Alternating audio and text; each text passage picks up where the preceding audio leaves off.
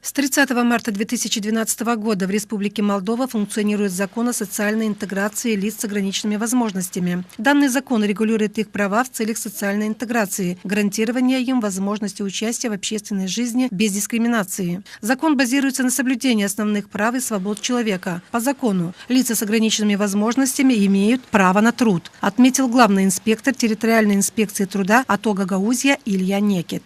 Работодатели, согласно этого закона, обязаны, не должны, а обязаны на 20 человек одного работника, одно место для одного работника зарезервировать. Это обязанность каждого работодателя.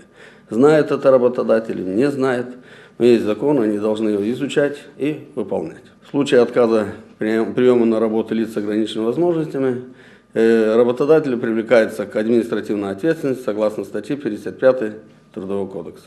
Одним из ярких примеров для общества является жительница Камрата Олеся Топал. Она работает на протяжении 3 лет в службе психолого-педагогической помощи Главного управления образования Гагаузии с момента открытия структуры. Признается, что ее возможности безграничны до тех пор, пока есть условия, созданные государством, для того, чтобы чувствовать себя наравне со всеми. Мои возможности безграничны в то время, когда государство создает мне необходимые условия.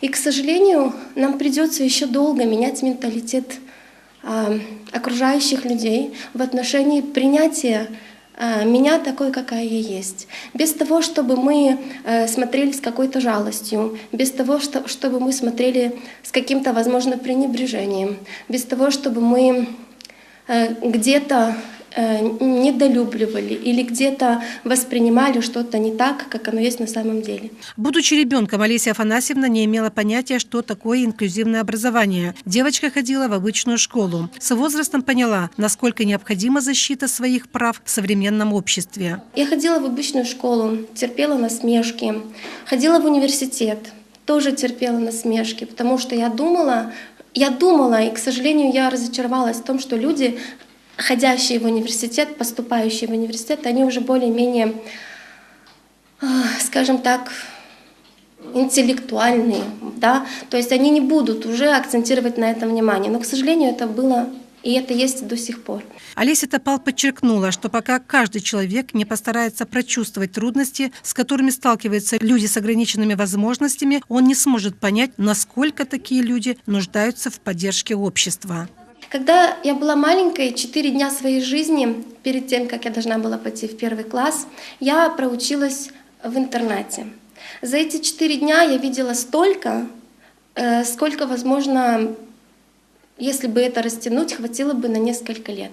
С тех пор я сказала себе, что по мере возможности я буду стараться делать все возможное для того, чтобы дети не чувствовали себя ограниченными, не чувствовали себя ущемленными. Работает с различными категориями детей, родителей в том числе, потому что большая часть работы, конечно, ориентирована для того, чтобы родителям разъяснить, что все эти трудности преодолимы, что проблемы прятать не надо, что сегодня общество стало толерантней, гуманней, и эти дети при должном внимании к ним, при должной поддержке этих детей могут наравне со всеми быть полноценными гражданами нашего общества.